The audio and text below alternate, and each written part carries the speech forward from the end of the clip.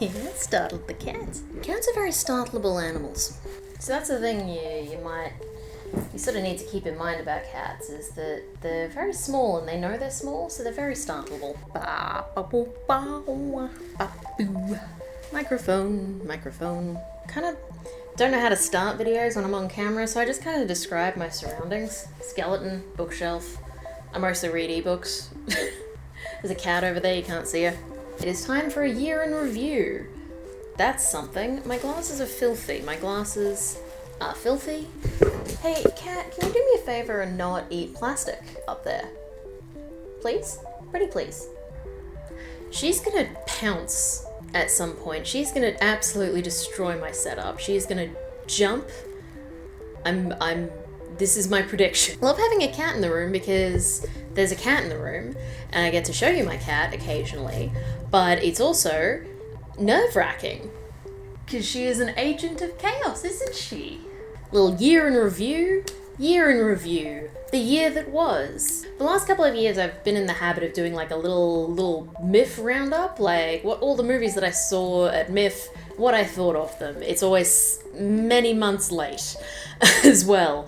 This year what I'm doing is like a sort of a truncated MIFF roundup, like sort of a half a MIFF roundup.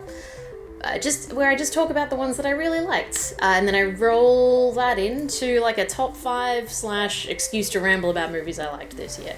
Here's a list of all of the movies that I saw at MIFF and what I rated them on Letterboxd if you're curious about the full list. My favourite this year was Late Night with the Devil, which is a sort of found footage, kind of just a horror comedy about a TV late night host whose recording is interrupted by a demonic presence. You could kind of pair this with Give Me Pity, which I saw last year. There's sort of a trend I've noticed recently of like fiction that is sort of tackling the satanic panic, that era of time.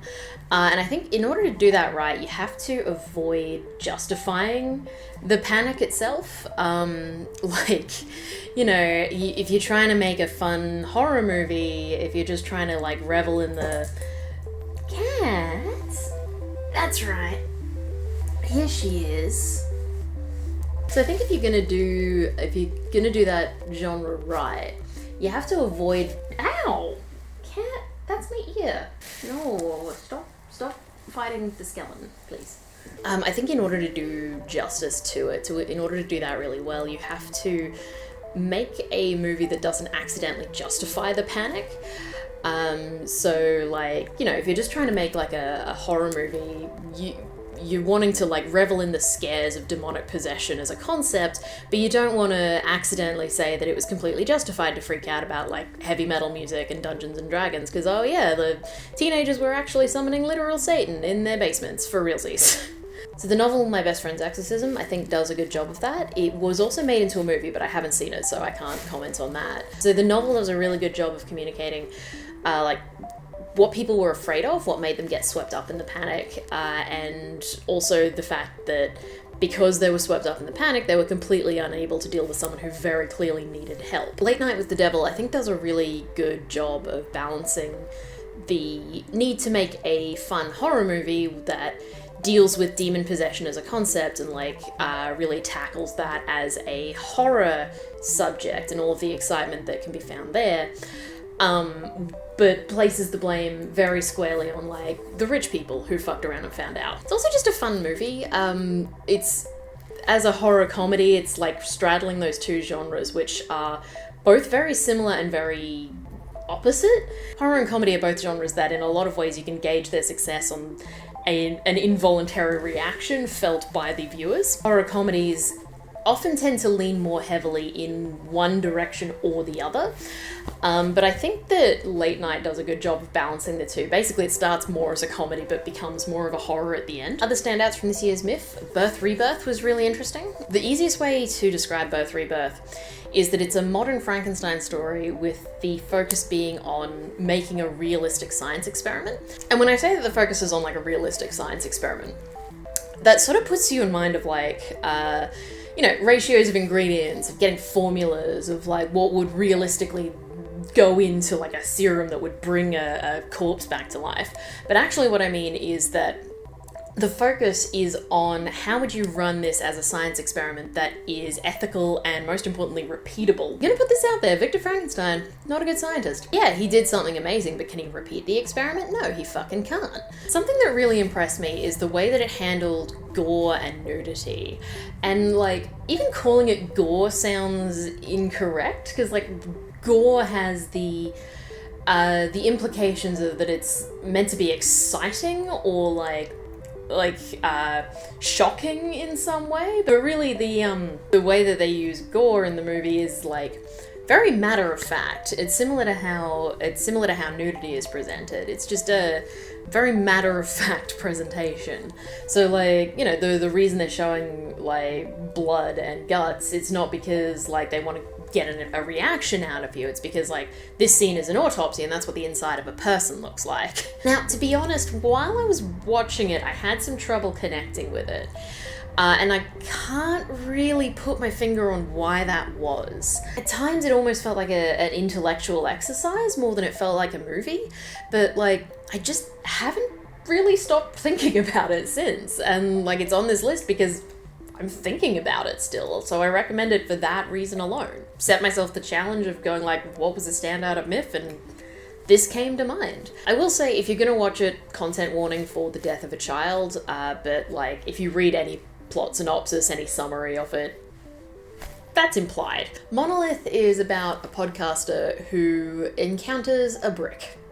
I'm good at summarizing movies. Like, it was really good. It was a one location, one actor horror movie about the nature of guilt and journalistic integrity. I kind of don't want to say much more about this one because, like, just watching it build to where it builds to is really satisfying. But what I will say is that when you watch it, you will understand why I was perhaps a little more freaked out than I otherwise would have been that I spent the rest of the evening throwing up from food poisoning.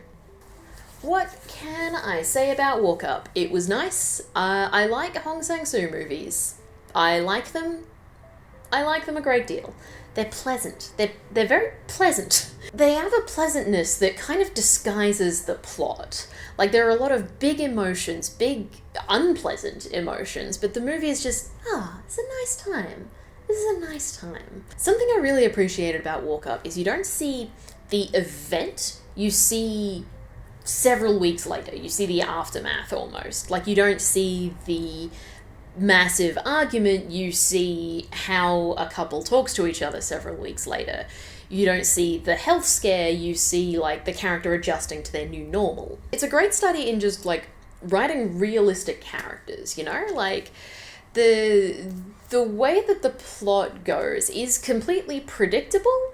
And I don't mean that as an insult. I actually do mean that as a compliment, because anything else would be unsatisfying based on what we know about the characters. You know, when you meet those people, you know there are people in your life who, like, you see them standing there in the consequences of their own actions, and they have not changed their behavior the last 10 times this happened, and it's like, what the fuck did you expect? Frustrating in real life. Nice movie. So I've been doing this thing where after every MIFF movie, I will write down as much as I can just in my notebook. And when you watch Fresh Kill, you will understand why one of my dot points just says accordion sex. So it's called Fresh Kill because it's set near the Fresh Kills landfill. And there's a little title card that says Kills is Dutch for stream. And as far as I can tell, that's pretty much correct. But assuming that it is, it's thematically resonant.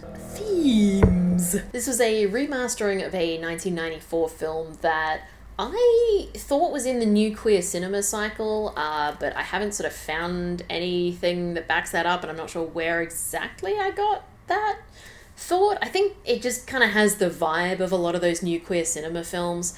I would call it new queer cinema. I don't know if I have that authority. I don't know if I need authority. I don't know who has the authority. So the movie has like a few plots. The kind of the main one that you can latch onto is about a lesbian couple whose daughter gets sick from eating radioactive fish. And there's like another one about radioactive cat food. And all of these plots are just kind of put next to each other, like in between bits and pieces from like infomercials and like daytime TV shows. And the experience of watching it is very much like channel surfing and like changing the channels and just getting like 2 or 3 stories at once plus the news. And that's really not an experience that we kind of have anymore.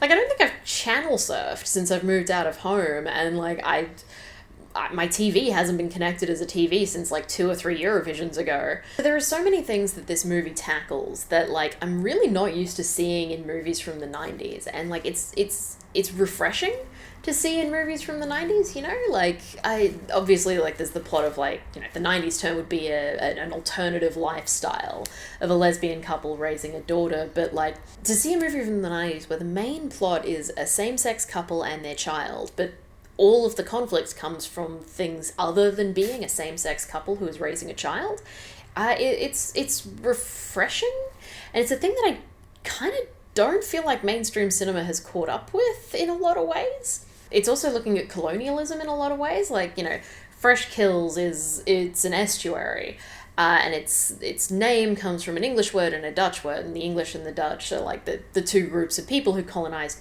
the area that is now New York. And like they colonized it, but then they turned Fresh Kills into a landfill. And I did a little bit of reading on the landfill. Like, it was supposed to just be temporary, but then by the 50s, it was the biggest landfill on Earth. The world's biggest dump. So it's very much the consequences of, like,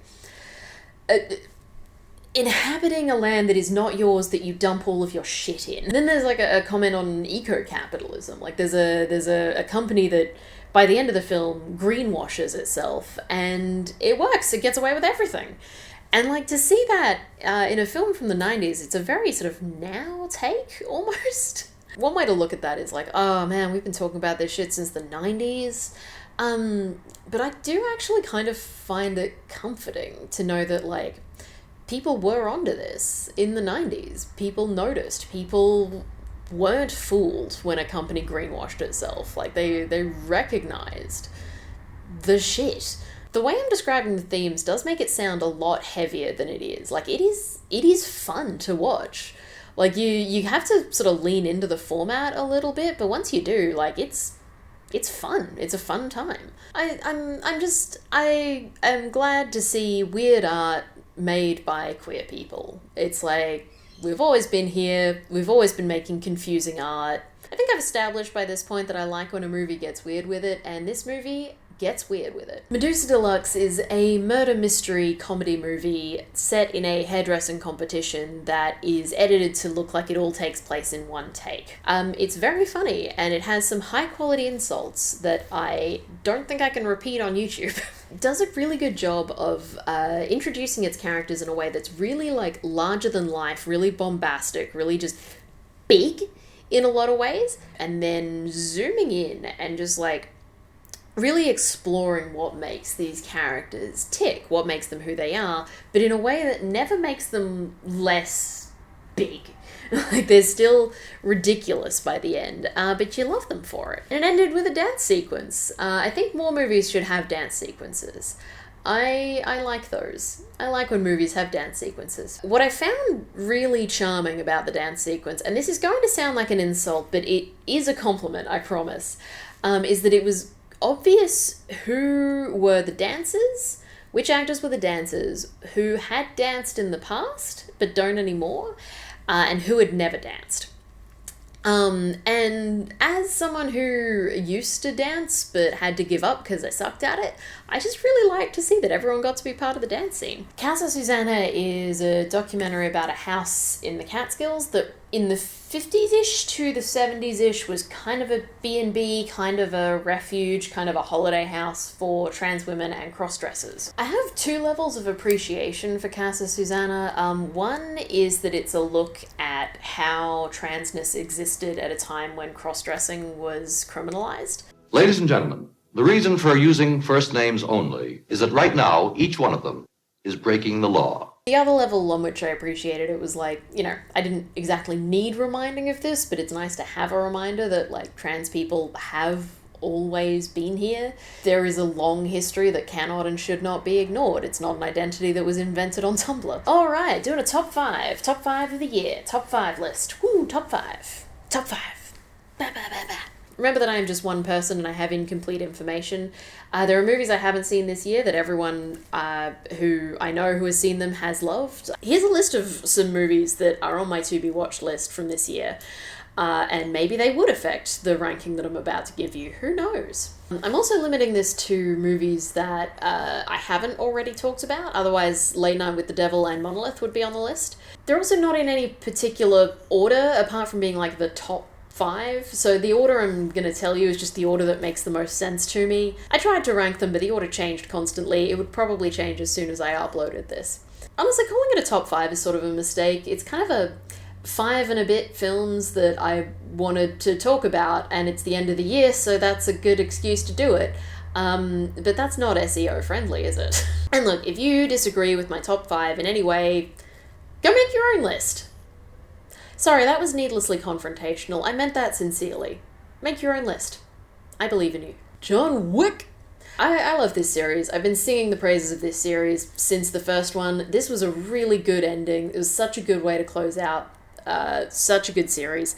I love it. I love the aesthetic. I love the choreography. I love the stakes that just keep getting higher. I love the world that can apparently support an unlimited number of contract killers. Like, it's very clearly a fantasy series. This is a fantasy world that is made abundantly clear by the scene in the third one where it's pouring down rain and John Wick, accompanied by a wet dog, sticks out his arm, and within 1 second, a New York City cab pulls up for him. This is a stylish neon-lit fantasy with an excellent soundtrack that dares to ask the question, what if there was a cool guy who kicked ass? What if he wore a very nice suit and looked very cool while kicking ass?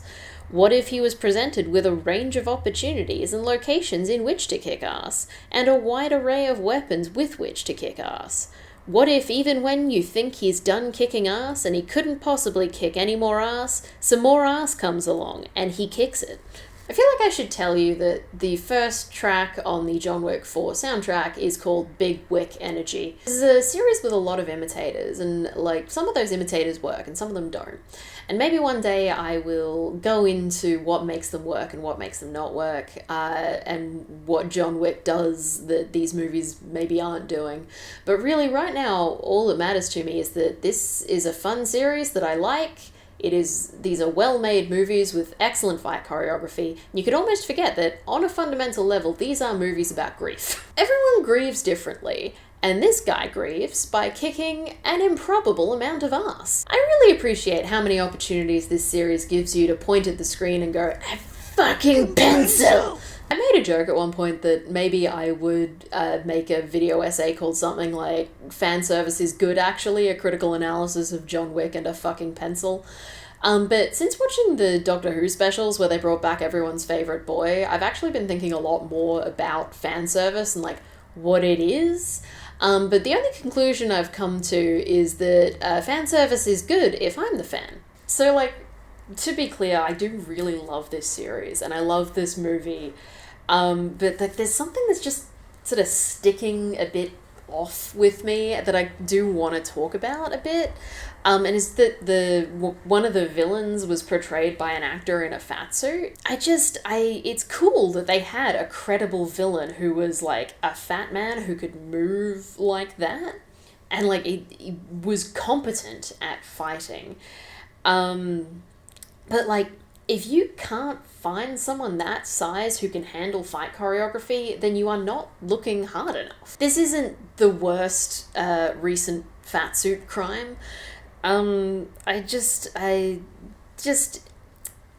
the year of our Lord current year, and even though like there was a bit of hope that things were improving for a bit, like we're still stuck in this culture that is so obsessed with thinness that like fatness is seen as a costume before it's a person.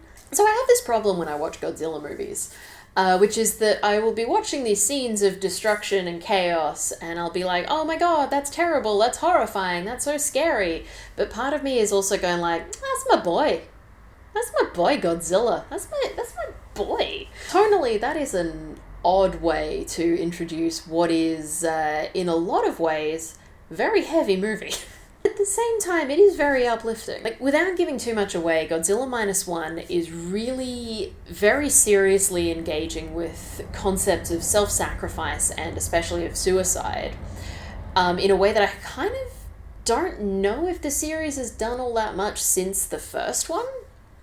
Like, the protagonist is, like, his emotional journey is about,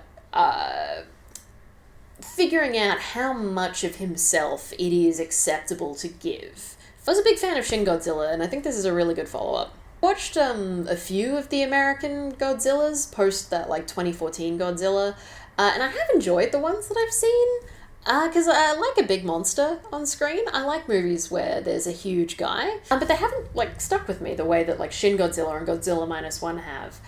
I think that the American ones are just less sure of themselves when it comes to making Godzilla a metaphor for something.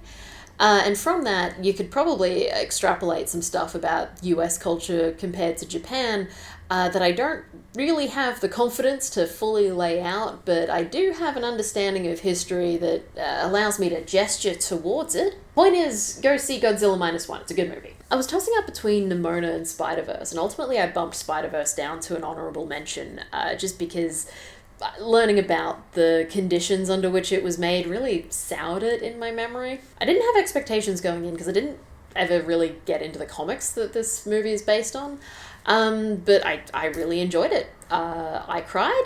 I'll let you guess where. Really interesting animation. They're doing stuff with the medium of animation that I like. Since the first Spider-Verse movie, there's just been more interesting animation, and I'm glad there is. I like stories where monstrosity is not an inherent trait in a person, it is a label that is applied from the outside. What makes Nimona a monster is not anything about her, it's the fact that she exists in a society that was built without her needs in mind, and when given the choice between demonizing an outsider and accommodating the outsider's needs, the people in power chose the option that would let them hold on to power. Hey, Izzie, you're a chronically ill, neurospicy queer person. Why would you feel emotional about movies like that? I can neither confirm nor deny that the first time I watched Bride of Frankenstein, I cried during the scene in the old man's house. I have this dreadful habit that I seem to think is endearing, that whenever there's a title that includes a numeral, I will insist on pronouncing the numeral. I'm talking 5-ive, for 3-er, Lafoya, Cac 3. That one's bad. So I would like everyone to take a minute to appreciate the fact that this is the only time I will be referring to Scream 6 as Screevy. Also, surely 5-ive would be pronounced like Sive. And I think they realised that too, because they didn't use that logo very much, but I remember. You cannot escape. It might be surprising, and it is actually kind of surprising to me that a Scream movie is in my top 5 of the year, but I really appreciate this series. Like, I like what it does, and I like what this movie is doing. I appreciate that it's able to set a horror movie in a major city, and, like, especially for the slasher genre, that they're able to make it scary in that setting. That's just impressive. That is very impressive. Horror movies will use isolation as part of the scare, and that's, like, whether that's in a rural setting where you might be miles from the nearest person, or like a suburban setting where, you know, you might be physically closer to someone but they're not likely to help. But like, to be able to convey isolation in a crowd, that is something. That's really something. I would have said I was looking forward to Scream 7, but they've really shot themselves in the foot. And I'm kind of just now realizing that maybe the reason I'm putting Scream 6 in my top 5 is just to kind of immortalize this moment for myself. Just because, like, this is a point where it's a long-running horror series that has had a reboot and that has been good the whole way through. Yes, I mean the whole way through. Yes, that includes number 3. Yes, I do include it. It's a good movie and I like it. The thing about reviewer screenings of films is that they're always at really inconvenient times at cinemas that seem to exist in these, like, pocket dimensions, so they're always a little bit too far away from where you live. Like, I'm convinced that if you lived upstairs from Cinema Nova, it would still take you 40 minutes to get there. And the reason I'm telling you all of this is that my friend took me to a reviewer screening of Killers of the Flower Moon, which is 3.5 hours long, but it was still worth seeing on a weeknight at the Jam Factory. The performances. Lily Gladstone is giving a performance that is simultaneously heavy and light, in a way that, like, it really speaks to her skill as an actor. Like, in a lot of ways, she has to anchor the whole movie, but she has such a gentle presence on screen that you kind of forget just everything that is her character has to do for the movie to work. Leonardo DiCaprio really sells this role that he's playing, and, like, you can read him in so many different ways. Like, I kind of see him as a guy who is being pulled in a bunch of different directions, and he's being given the choice between the right thing to do and the thing that someone with a strong personality wants him to do, and he doesn't realize that, like, the exit ramp was 10 bad decisions ago. It's time to stop lying. There is no way out of this. You just have to face it. And he never realizes that. And you could have a totally different reading, and it's equally valid. Obviously, Robert De Niro is just De Niroing it up all over the place. Like, he's playing Bill Hale with this, like, a really easy confidence. Like, you can see him as, like, a character who just really does believe that what he's doing is the right thing, even though it's obviously so just monstrous. Also, as a diabetic, this film was tense for me in a very specific way. I won't get too deep into why that is, but I have felt the paranoia that comes from wondering if my insulin has been fucked with. Like, I've never had to wonder if it's been fucked with on purpose. For me, it's more like, oh, was this pen left in the sun? Was it put in the freezer? Do I feel like shit for a different reason? Did I fuck up the dose? Like, what's going on here? And that's a feeling I've never seen on screen before. Alright, we're out of the top 5. I'll get into some honourable mentions.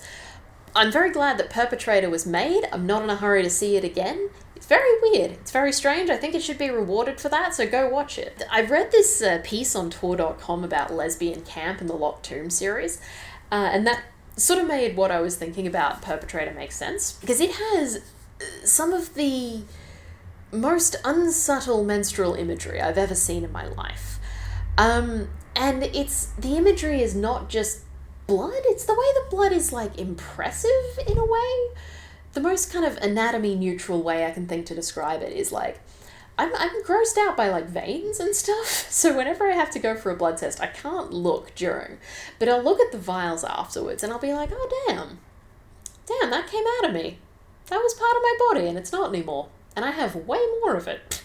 Across the Spider-Verse, amazing movie. I love Spider-Man. Incredibly good sequel. I am endlessly impressed by the animation style.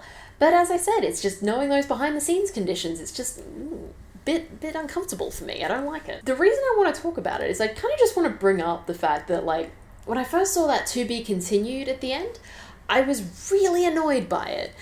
But I thought about it, and what I realized was what I'm really annoyed by is, like, all of these Netflix series or, like, streaming service series that end with a, like, massive cliffhanger.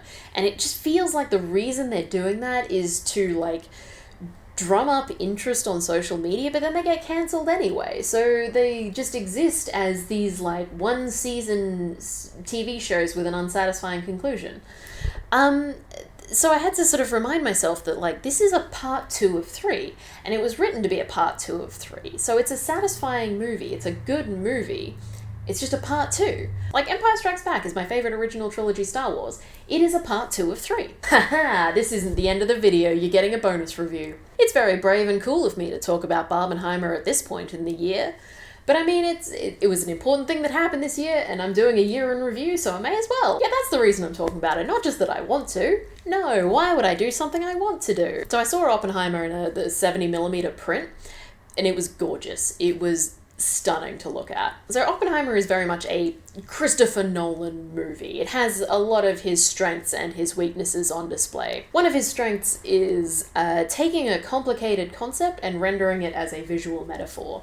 So, you know, an example is, like, in Inception, the concept of, like, the dream within a dream and the different layers of the dream, and they explain that through like having the actors moving at different speeds in different parts of the dream. In Oppenheimer, it's not like a science fiction concept. It is a person who did something that at the time was considered to be impossible, and then he had to deal with his guilt, his feelings of responsibility about it. And like the visual metaphor would be like the raindrops, the like motif that sort of built throughout the movie. The visuals were really nice to look at. The sound design, really interesting. This is not just a series of historical events, this was one person's subjective experience of that. So like, you know, when they had the like small explosion test, not the big Trinity test, but the ones leading up to it, and they would show you the explosion and the sound would sort of be out of sync with it. There's just like a really handy, really good way of showing you like, oh no, this is not just an explosion, this is an explosion how it would have been experienced by a person standing where the like point of view character is standing. That said, this is very much a Christopher Nolan film, which means that the dialogue was just okay. If I were directing Tenet, I personally would not have ended it with one of the characters delivering a Tenet ending explained YouTube video.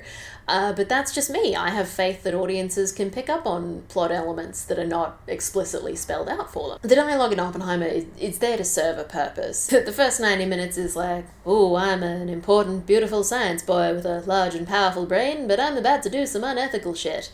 And everyone else is like, Robert, you're so cool. It's fine that you're doing unethical shit because of your large and powerful brain. And then for the second 90 minutes, it's like, oh dear, consequences are befalling this beautiful, important science boy, and regret is plaguing my large and powerful brain. And then everyone else is like, your large and powerful brain is no match for the House Un-American Activities Committee. This might be a personal thing, but I just prefer Christopher Nolan movies that are written by his brother, but I mean, Jonathan Nolan's got his TV career, so it's fine that he's not around to help his brother out. Also, I saw this in the most Nolan-ass format, and I still struggled with some of the dialogue, just like hearing it.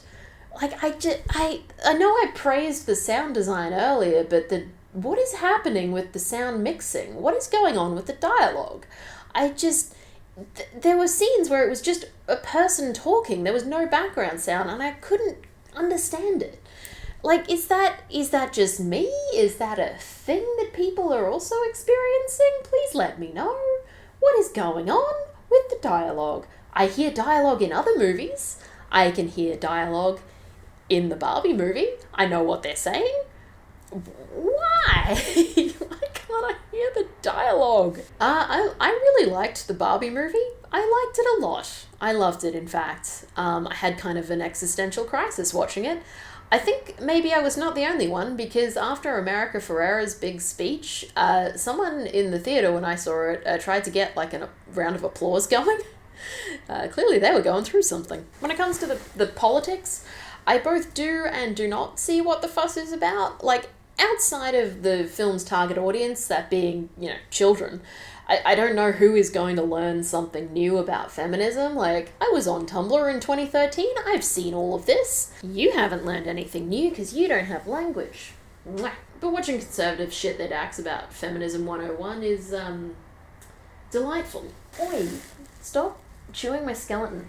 Though I do have to say, for a movie that is a toy commercial, basically, there is something really heartening about the fact that it is showing its work in presenting a feminism to a large audience, but isn't giving you like a conclusive feminist message. It's giving a coherent feminist message, but not like a neat conclusion. I think the way that it would have given a neat conclusion is by taking the like neoliberal girl boss route.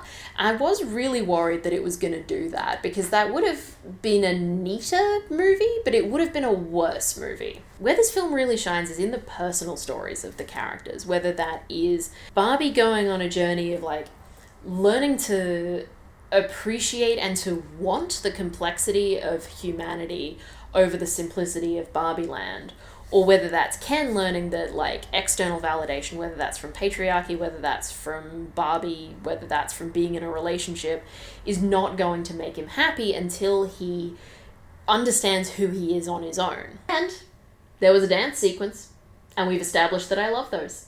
I love when movies get weird with it, and I love when movies have dance sequences. Barbie does both. Well done. Alright, that's it. That's this video done. Depending on when I upload it, it might also be the year done. Who knows what's going to happen in the future? Not me. You, maybe? Right, subscribe, like the video, comment, do something. Follow me on social media, donate to my Patreon perhaps, that would be nice, that's optional. Most things are optional. That's your inspirational quote for the video. I do have some patrons, here they are.